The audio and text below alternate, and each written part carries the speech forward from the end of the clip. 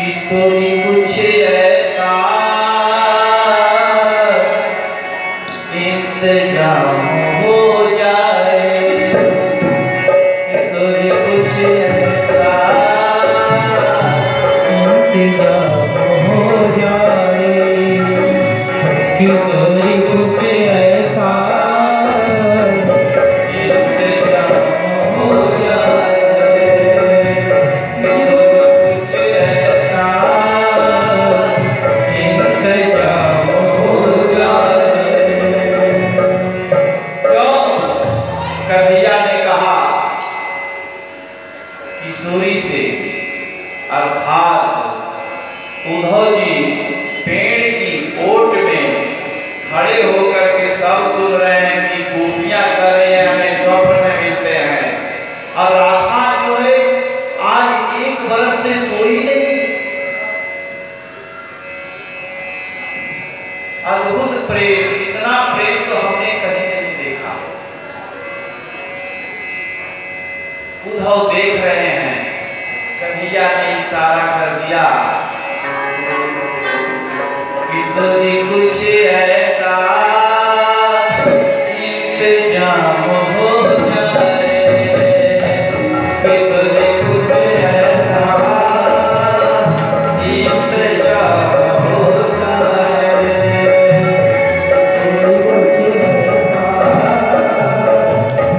इंतजाम हो जाए।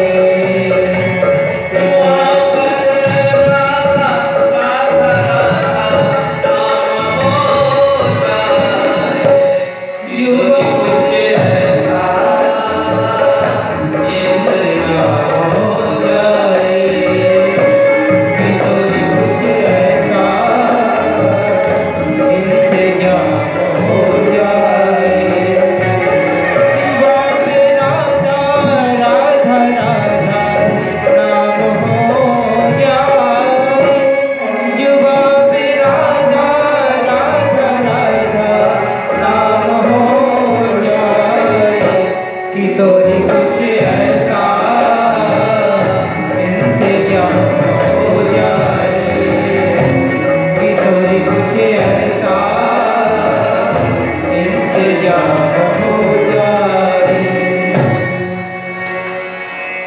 उद्धव जी ने कहा कि धन्य है गोपियां और धन्य है राधा। अब तो एकदम विह्वल हो गए उद्धव जी।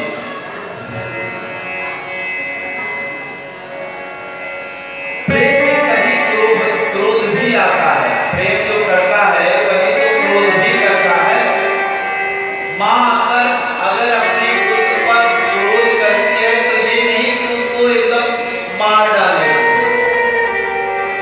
माँ प्रेम करती है तो क्रोध भी करती है, उसके सुधारने के लिए डांटती है, बोलती है। इसलिए क्रोध स्वाभाविक है, लेकिन अनुराग न प्रेम भी वो करती है। जो प्रेम करता है वही डांट सकता है।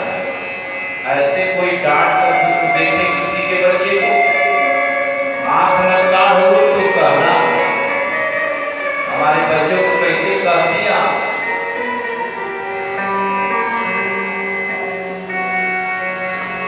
बच्चे तो अपने जैसे भी हैं अच्छे हैं।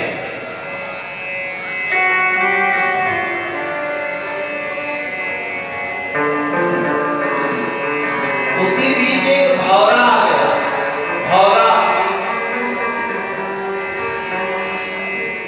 राधा जी के पैरों में गिरा, फिर उठ करके गोल गोल घूमने लगा। सखी वहां 5-7 सखियां बैठी हैं, कह रहे हैं आ गया काला, कलुआ आ गया। तुम्हारे जैसा कपटी अब समझ में आया, तू भी उसी का मित्र है, जैसे उद्धव मित्र है वैसे लग रहा है तू भी काला है, तो काला का काला ही मित्र होता है। इसलिए लग रहा है तुम भी आए वहां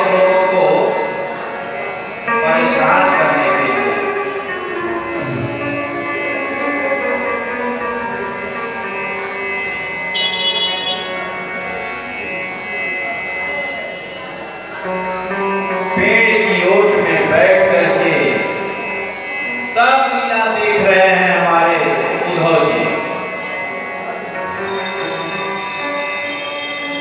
परिचरति कथम तत्पादपदं तपद्मां यपि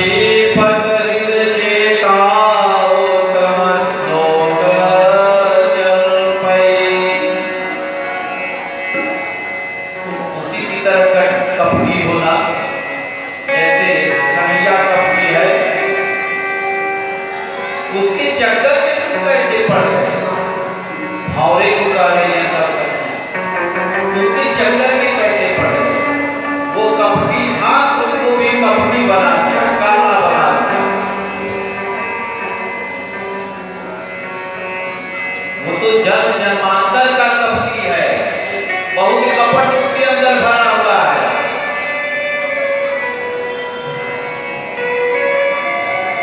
भौरे ने कहा हमारे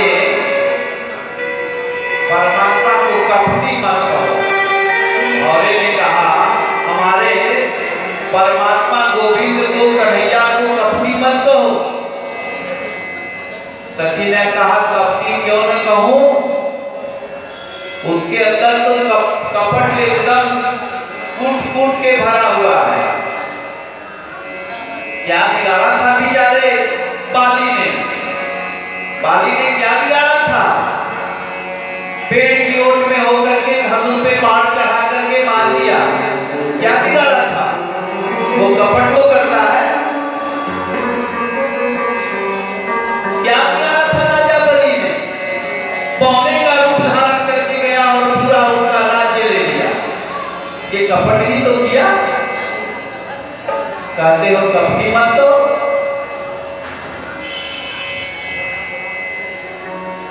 पूरे सृष्टि के लिए पौना बन गया, बहुत कपटी है।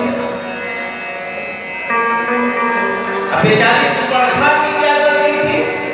वो तो प्रेम करती थी, वो तो विवाह करने गई थी, उसका नामे काट दिया। उसके जैसा कपटी कोई होगा?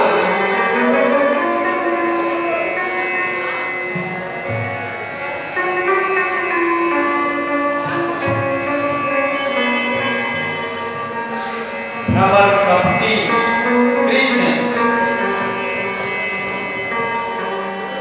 ये नहीं देखते, वो तो बहुत धोखा देता है। भ्रमर उसके चक्कर में मत पड़ो, अपना जीवन सुधार लो। मोरध्वज राजा ने क्या किया था? जो उसके पुत्र के सर पे आरा रख करके चलवा दिया, यही कृष्ण था।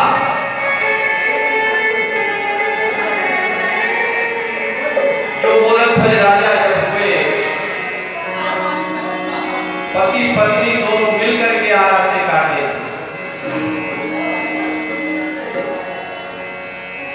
आप लोग गीत श्रवण किए हैं कि नहीं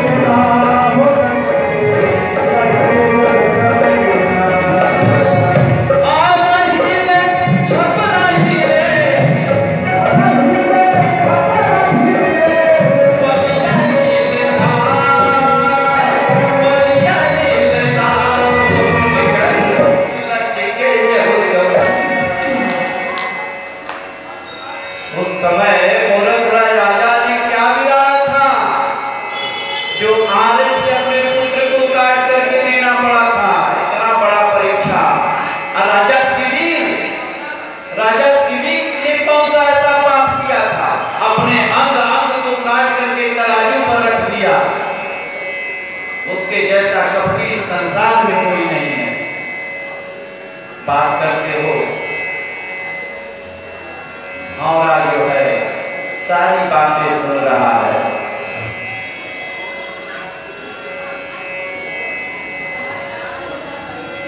हम लोगों का तो प्राण भी नहीं निकल रहा है, ये निगोड़ी प्राण भी नहीं निकल जा रही है कि जिससे हमारा अंत हो जाए। प्राण कैसे निकले? प्राण में वो बैठा हुआ है कन्हैया।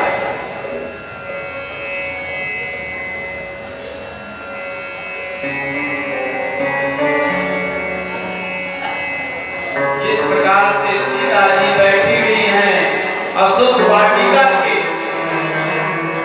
वृक्ष के नीचे, उनके प्राण भी नहीं निकल रहे हैं, क्योंकि उनके हृदय में परमात्मा बस रहे हैं, राम का वास है।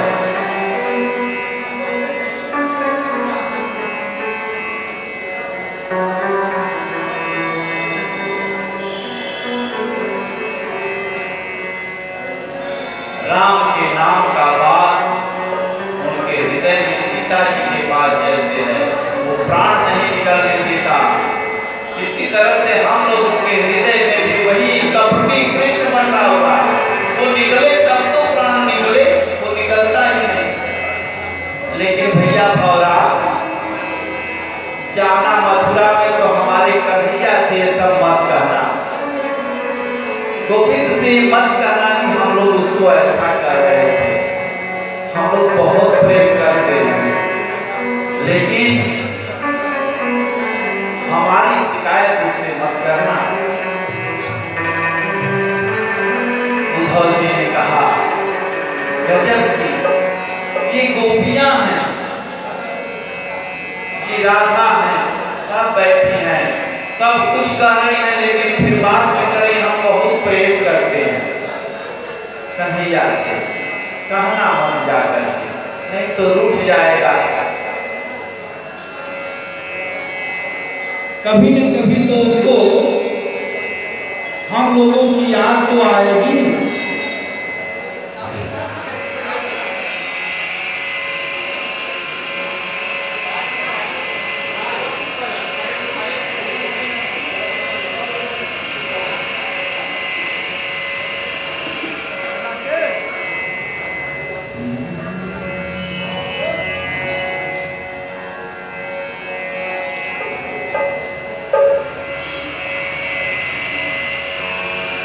हरे कन्हैया कन्हैया पुकारा करेंगे,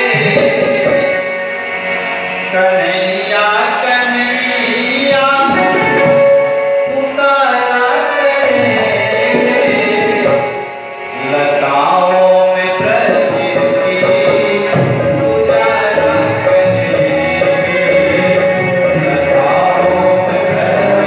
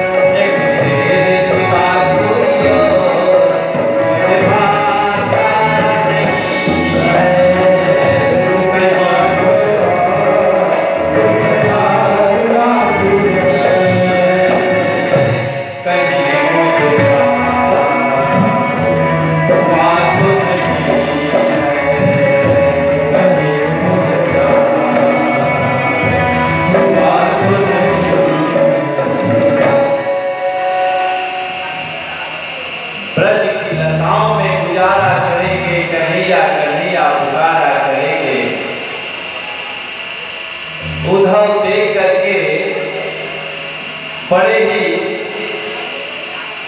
मन में अपने आप को छोटा समझ रहे हैं।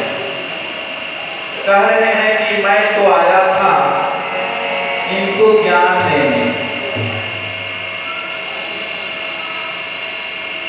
अब क्या करें, कुछ तो बात करना पड़ेगा। उद्धव जी गए और जाकर के राधा से गोपियों से कहते हैं इस मन को परमात्मा के चरणों में लगाओ। मैं भी आप लोगों को आज 6 दिन से यही बता रहा था कि परमात्मा के चरणों में अपने मन को लगाओ, लेकिन आज गोपियां और राधा और सब कह रहे हैं कि उद्धव मन न भयो 10-20, मन तो एक ही था और वो काला करूंडा कन्हैया लेके चला गया। अब मन रहे दूसरा 10-20 मन होता तो परमात्मा में लगा देते और किसी परमात्मा में लगा देते, लेकिन अब तो मन है नहीं तो कोई हम लोगों के लिए परमात्मा अब नहीं है। बोले परमात्मा निराकार है, बोले निराकार है तो माखन कैसे खा रहा था आप लोगों के यहाँ घर में आकर के, माखन कैसे चुरा रहा था।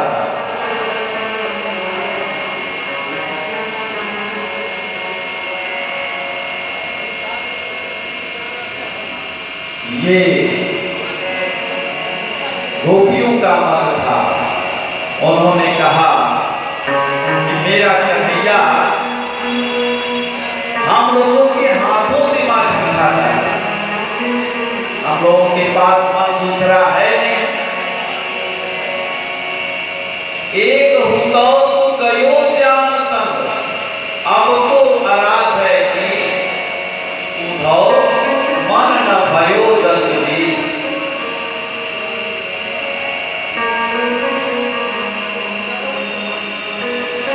तुम सखा श्याम के सकल ईश, योग के ईश, हम पर ब्रह्म को नहीं जाने, हमारी बात सुनो। कृष्ण तन कृष्ण मन कृष्ण ही हमारो धन, आठों याम उद्धव हमें कृष्ण ही सो काम है। हमने तो कृष्ण को अपना तन मन धन सब अर्पित कर दिया, हम लोग भी तन मन धन अर्पित करते हैं। ओम जय जगदीश हरे, स्वामी जय जगदीश हरे, भक्त जनों के संकट भार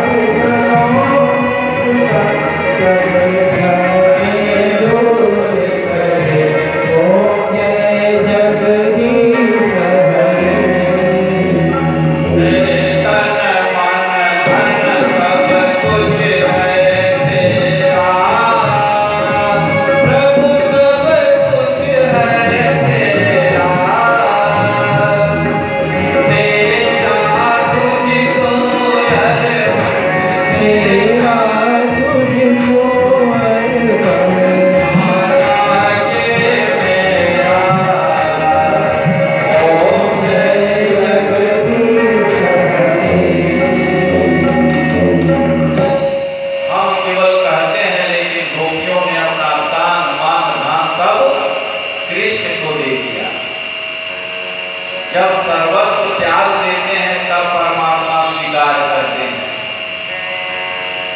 अगर रंच मात्र भी आपके अंदर अहंकार है, कपट है, मोह ही कपट छल क्षेत्र न भावा, तो कपटी व्यक्ति से बड़ा दूर रहते हैं। और इस प्रकार से हमारे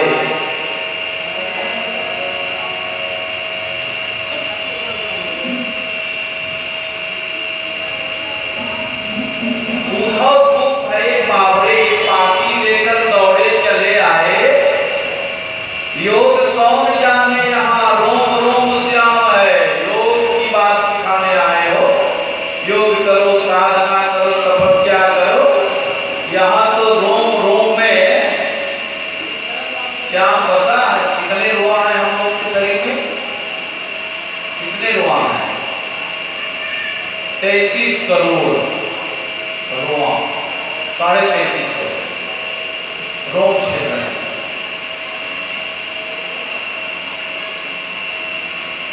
इतने पूरे अंग अंग में हमारे रोम रोम में, हनुमान जी भी तो कहते हैं मेरे रोम रोम में बसते हैं राम। अच्छा एक बात याद आ गई, राम और हमारे हनुमान जी की।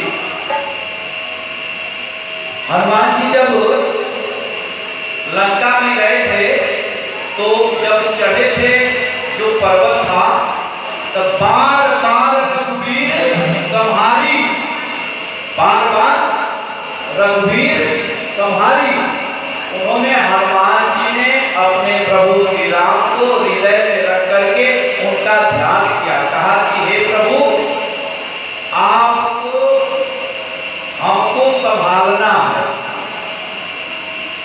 मैं आपके बिना कुछ भी नहीं हूं, आप चाहेंगे तभी हम पार हो जाएंगे, नहीं तो पार नहीं हो पाएंगे।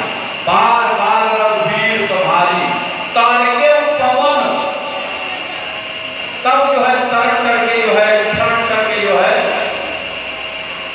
अपना भारी शरीर लेकर के और चढ़े पर्वत पे। जब पैर रखे जोर लगाए तो गुरुत्वाकर्षण और उसका नियम है कि जब जितना बल ऊपर होता है उतना बल नीचे देना पड़ता है, तब जाकर के आप ऊपर जा पाते हैं। जैसे जहाज उड़ती है उसको काफी बल लगता है तब जाकर के उड़ पाती है। इस प्रकार से हनुमान जी बार बार प्रभु का ध्यान करके लंका में प्रवेश किए।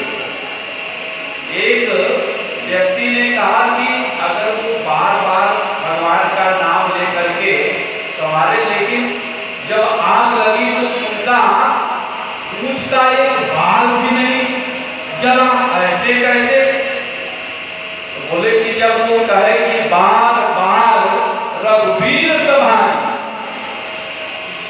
जब बार बार हमारे रघुवीर ने रघुवीर को समर्पित कर दिया, तो हमारे बाल की रक्षा तो बार बार हमारे राम ही कर रहे थे, हमारे पूरे बाल की रक्षा राम कर रहे थे। बार बार एक भी बाल मेरा बाका नहीं हुआ। ऐसे प्रभु के शरण में जब समर्पित हो जाते हैं तो आपका कुछ नहीं बिगड़ेगा, कुछ नहीं बिगड़ेगा तेरा प्रभु शरण जाने के बाद। इस प्रकार से वहां से उद्धव जी गोपियों के चरणों में प्रणाम नहीं करते हैं, कहते हैं कि अगर मुझे दूसरा जन्म मिले, आशा हो चरणे चरणे रो, जुआ वृंदावन की भवे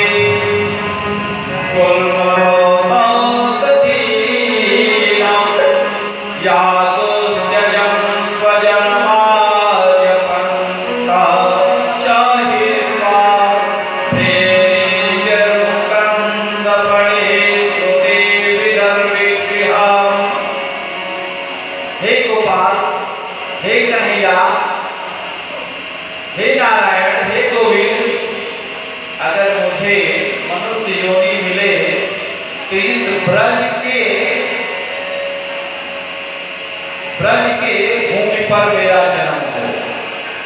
अगर मैं मनुष्य बनूं तो ब्रज का मनुष्य बनूं, अगर गैया बनूं तो ब्रज का बनूं, लता बनूं तो ब्रज का बनूं, वृक्ष बनूं तो ब्रज का बनूं, चींटी बनूं ब्रज का बनूं, कोई भी जीव जंतु का जन्म देना प्रभु अगर मेरे सौभाग्य में आए, मुझे मनुष्य योनि मिले या जो भी योनियां मिले, मुझे वृंदावन की योनि मिले, ताकि मैं इन गोपियों के चरणों के रज के प्रभाव से अपने जीवन को धन्य कर सकूं। और ये बात कह करके प्रणाम करके उद्धव जी चल दिए मथुरा। और मथुरा जब पहुंचते हैं तो कन्हैया कहते हैं बताओ बताओ कैसा लगा मेरा प्यार। बोले तुम्हारे जैसा कभी कोई नहीं, तुम्हारे जैसा व्यक्ति तो कोई नहीं मिलेगा। ऐसा कहीं किसी के साथ किया जाता है? प्रेम सबसे करते हो, वहां से गायब।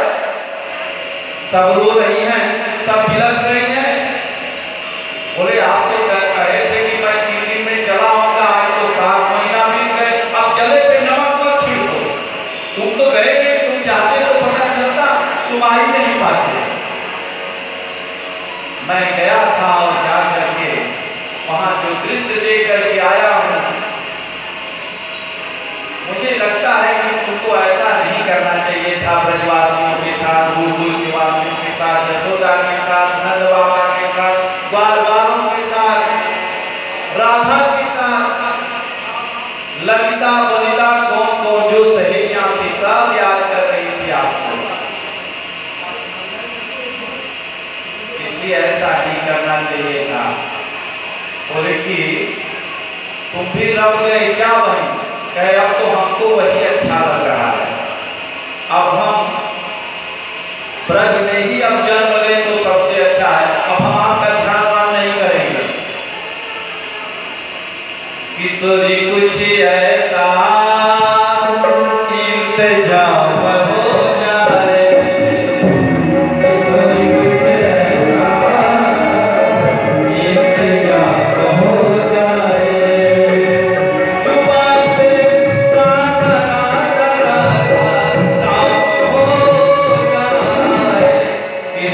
कुछ ऐसा इंतजाम हो जाए, कुछ ऐसा। क्योंकि उन्होंने इशारा किया था कि उद्धव जी को बड़ा ज्ञान का घमंड है, थोड़ा देख लेना।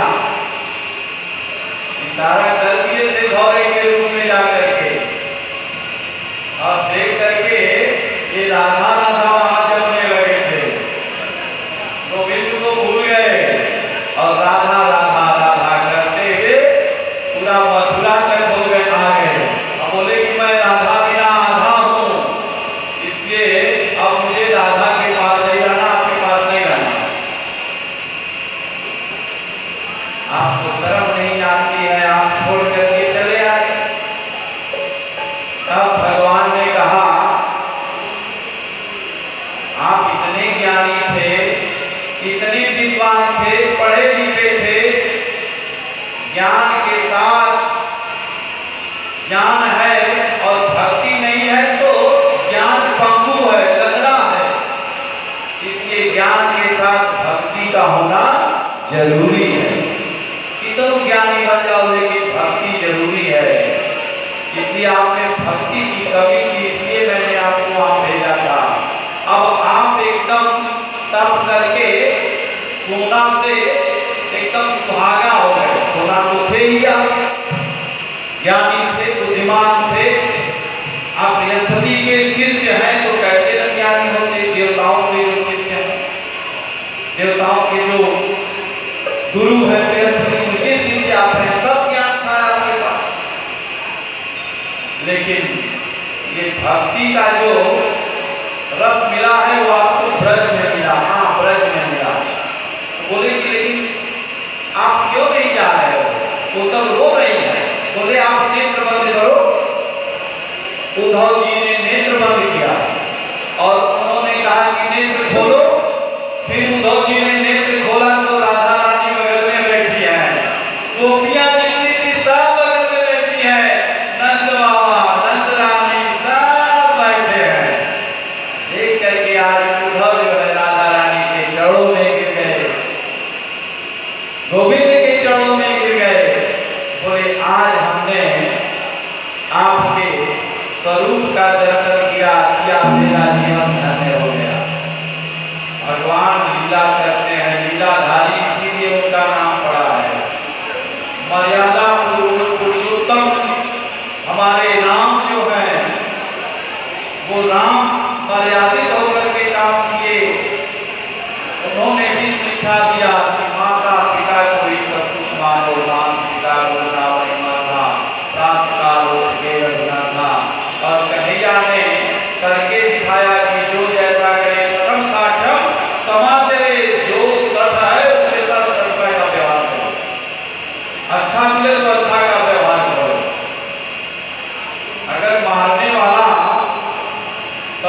वो आकर के मार करके आपको चला जाए तो ये काम ठीक नहीं। अगर मार सके तो उसको भी मार, क्योंकि जो जिस भाषा में समझ में आए उसको समझाना चाहिए। ये कन्हैया ने करके दिखाया कि ये सब दुष्ट जितने राक्षस थे सबको हमने बर किया, क्योंकि इन्हीं के लिए मैं आया था। इनका